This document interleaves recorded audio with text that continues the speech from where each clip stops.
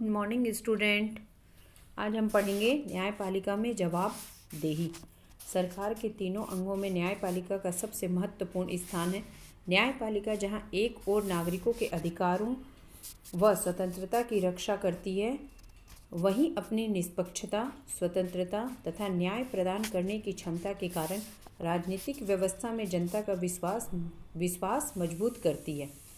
प्रसिद्ध विद्वान बारकर ने न्याय को स्वतंत्रता व समानता के सिद्धांतों को बांधने वाला सिद्धांत माना है।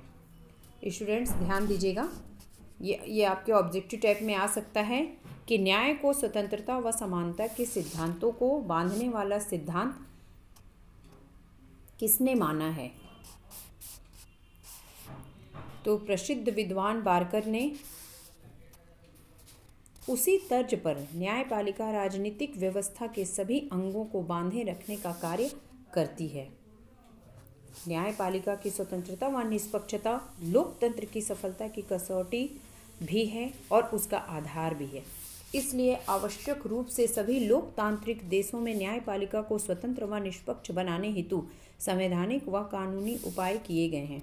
भारत में भी न्यायपालिका को स्वतंत्र बनाने के लिए संविधान में अनेक उपाय किए गए हैं। इसके पीछे मुख्य उद्देश्य यह है कि न्यायपालिका अपने दायित्वों का निर्वहन बिना किसी बाह्य दबाव या हस्तक्षेप के कर सके। यह स्वतंत्रता तभी सार्थक व उपयोगी हो सकती है जब न्यायपालिका अपने आत्मनियंत्रण की व्यवस्था स्वयं करे। यदि न्यायिक व्यवस्था में कतिपय खामियां उत्पन्न होती है तथा न्यायपालिका आत्मनियंत्रण की प्रक्रिया द्वारा उनको दूर नहीं कर पाती, तो राजनीतिक व्यवस्था में उसकी जवाबदेही का प्रश्न खड़ा होता है।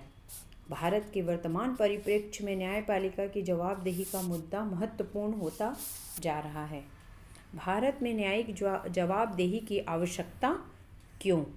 वर्तमान में भारत में न्यायपालिका की जवाबदेही का प्रश्न महत्वपूर्ण हो गया है। केंद्र सरकार ने न्यायपालिका की जवाबदेही को सुनिश्चित करने के लिए 2010 में संसद में न्यायिक मापदंड व जवाबदेही विधेयक प्रस्तुत किया, जो 1968 के न्यायाधीश अधिनियम का स्थान लेगा। प्रस्तावित विधेयक में अन्य बातों के अतिरिक्त न्यायाधीशों के व्यवहार के लिए कतिपय मापदंडों का निर्धारण तथा उन्हें बाध्यकारी ढंग से लागू करना, उनकी पद मुक्ति के अतिरिक्त अन्य अनुशासनात्मक कार्यवाहियों की व्यवस्था करना तथा उनके द्वारा अपनी संपत्ति का ब्यौरा घोषित करना आदि शामिल है। सरकार के तीनों अंगों में सामंजस्य की आवश्यकता पर बल दिया गया है। भारत के वर्तमान संदर्भ में न्यायिक जवाबदेही की आवश्यकता निम्नलिखित कारणों से अनुभव की जा रही है। फर्स्ट, संविधान में न्यायिक जवाबदेही की उचित व्यवस्था का अभाव। नेक्स्ट, न्यायपालिका में आत्मनियंत्रण का विकास नहीं। नेक्स्ट, न्यायाधीशों के विरुद्ध हल्की विधिक कार्यवाही का अभाव। न्यायपालिका की शक्ति में निरंतर वृद्धि। न्याय में देरी की चुनौती। न्यायपालिका में भ्रष्ट आचरण की शिकायतें। न्यायपालिका की जवाबदेही तथा न्यायपालिका की स्वतंत्रता में समन्वय। वास्तव में न्यायपालिका की स्वतंत्रता तथा उसकी जवाबदेही दोनों एक ही सिक्के के दो पहलू हैं। अगर न्यायपालिका को शक्तियां प्राप्त है और उन शक्तियों के प्रयोग की स्वतंत्रता प्राप्त है, तो उसका तार्किक परिणाम है इसमें जवाबदेही भी होनी चाहिए। शक्तियों के प्रयोग में जवाबदेही लोकतंत्र व विधि के शासन का मूल तत्व है, लेकिन न्यायपालिका के संदर्भ में जवाबदेही व उसकी स्वतंत्रता में तनाव की स्थिति तब उत्पन्न हो जाती है जब यह जवाबदेही किसी बाह्य संस्था द्वारा आरोपित की जाती है।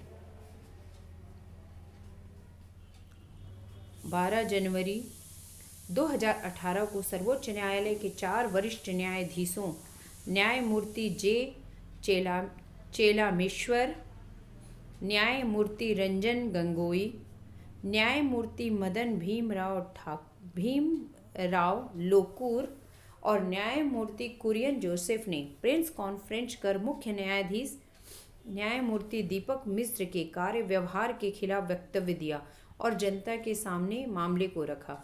यह सर्वोच्च न्यायालय के आदर्श समाधान और आत्मनियंत्रण की प्रणाली के विपरीत घटना कही जा सकती है। न्यायालय का आदर्श यही रहा कि बाद में वे न्यायालय ने स्वयं इस घटना का समाधान कर लिया।